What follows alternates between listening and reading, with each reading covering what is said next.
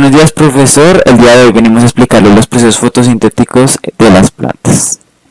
Estas son las temáticas que vamos a abordar y vamos a empezar con nuestro objetivo general.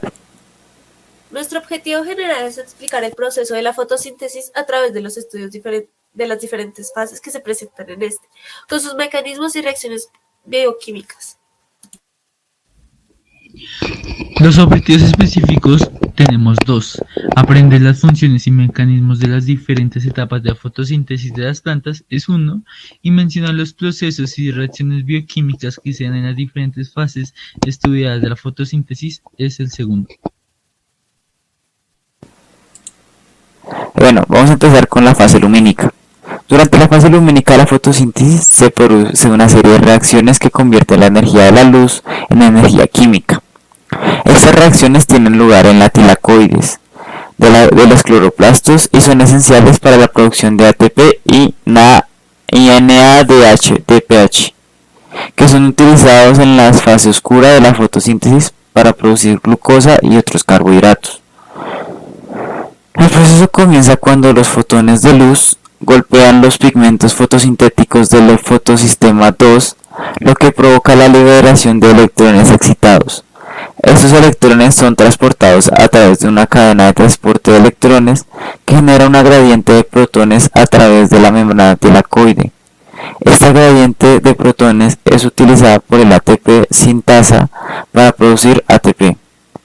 Al mismo tiempo, los electrones excitados del fotosistema 2 son reemplazados por electrones provenientes de la oxidación del agua, lo que produce oxígeno como subproducto. En la imagen podemos ver lo que acabo de mencionar.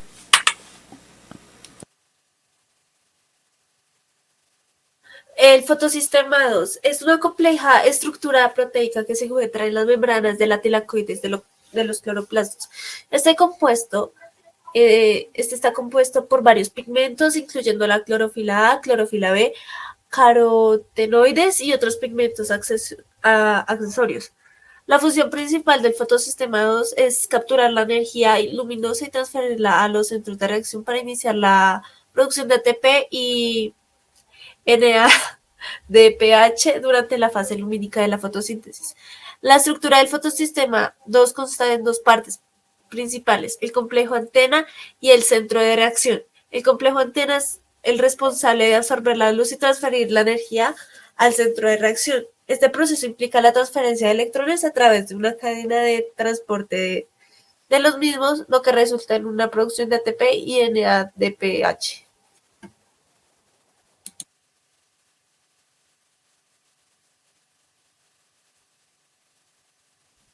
La fosforilación.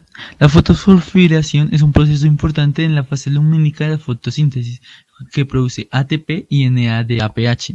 Existen dos tipos de fosforilación: cíclica y no cíclica. En la no cíclica, la energía solar se utiliza para excitar los electrones del fotosistema 2, que luego son transferidos a través de la cadena de transporte de electrones hasta el fotosistema 1. Durante este proceso se produce un gradiente de protones que impulsa la síntesis de ATP. Además, los electrones excitados también se utilizan para reducir el NADPA+ y el NADPH. En la fosforilación cíclica, los electrones excitados del fotosistema 1 regresan al fotosistema 2 después de pasar por la cadena de transporte de electrones. Esto genera un gradiente de protones que impulsa la síntesis de ATP, pero no se produce NADPH. La fosforilación cíclica es importante porque permite a las plantas ajustar o reajustar la relación de ATP y NADPH según sus necesidades. Bueno, la fase oscura de la fotosíntesis, también conocida como el ciclo de Calvin, es el proceso en el cual se convierte el dióxido de carbono en glucosa y otros carbohidratos. A diferencia de la fase lumínica, esta etapa no requiere luz directa para suceder.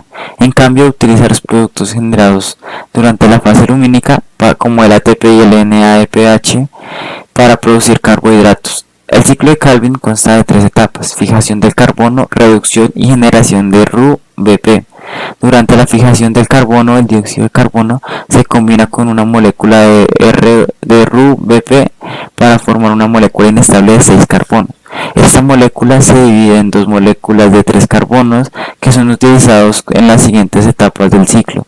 Durante la reducción, estas moléculas de 3 carbonos se convierten en glucosa y otros carbohidratos, utilizando el ATP y el NADPH producidos durante la fase lumínica. Finalmente, en la generación de RUBP se genera la molécula de RUBP necesaria para comenzar de nuevo el ciclo.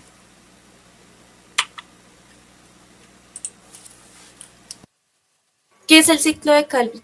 El ciclo de Calvin, también conocido como el ciclo de la fijación del carbono, es un proceso bioquímico que ocurre en las células de la planta y algunas bacterias. Este proceso es fundamental para la fotosíntesis, ya que permite a las plantas producir glucosa a partir del dióxido de carbono presente en el aire. Durante el ciclo de Calvin, el dióxido de carbono se convierte en compuestos orgánicos gracias a una serie de reacciones químicas complejas que involucran enzimas y otros compuestos. Estos compuestos son utilizados por las plantas para producir energía y sintetizar otros compuestos necesarios para su crecimiento y desarrollo.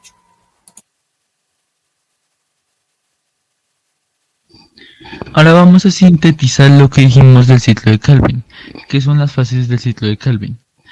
La fijación, reducción y regeneración. La fijación es el CO2 que se combina con una molécula de 5 carbonos llamada ribolosa, 1,5 bifosfato, para formar dos moléculas de ácido 3-fosfoglicérico.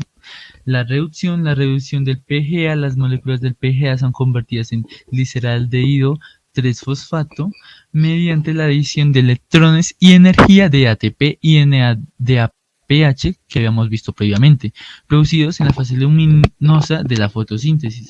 Regeneración, que es la última fase del ciclo de Kelvin, es la regeneración del RUBP. Algunas moléculas de G3P se utilizan para regenerar el RUBP original, lo que permite que el ciclo continúe. El resto de las moléculas del G3P se utilizan para producir carbohidratos y otros compuestos orgánicos que necesita la planta. Relación con la fotosíntesis. El ciclo de Calvin es el proceso fundamental en la fotosíntesis, ya que es el encargado de producir glucosa a partir del dióxido de carbono y otros compuestos. Esta glucosa es esencial para la producción de energía en la planta y también es utilizada como fuente de alimentos por otros organismos.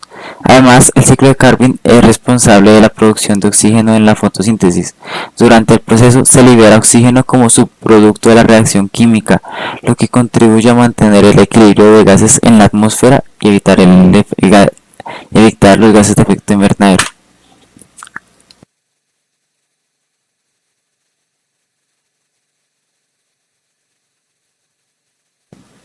Bueno, y como conclusión de toda nuestra exposición, se puede decir que la fotosíntesis es un proceso fundamental para la vida en la Tierra. Durante la fase lumínica, la energía de la luz se convierte en ATP y en NADPH, que son utilizados en la fase oscura para producir glucosa y otros carbohidratos a través del ciclo de Calvin. Se podría concluir como segunda, la fotosíntesis es esencial para mantener el equilibrio ecológico al producir oxígeno y reducir los niveles de dióxido de carbono en la atmósfera. Y como tercera conclusión sacamos que debido a su importancia en la producción de alimentos y sostenibilidad ambiental, es crucial seguir investigando y comprendiendo este proceso vital de las plantas. Bueno, y muchas gracias por su atención, profesor. Les pusimos Juan David Carvajal Gacha, Andrés Miguel Cuevas Ortiz y María Paula Taborda Ortiz de 11-7. Muchas gracias por su atención y adiós.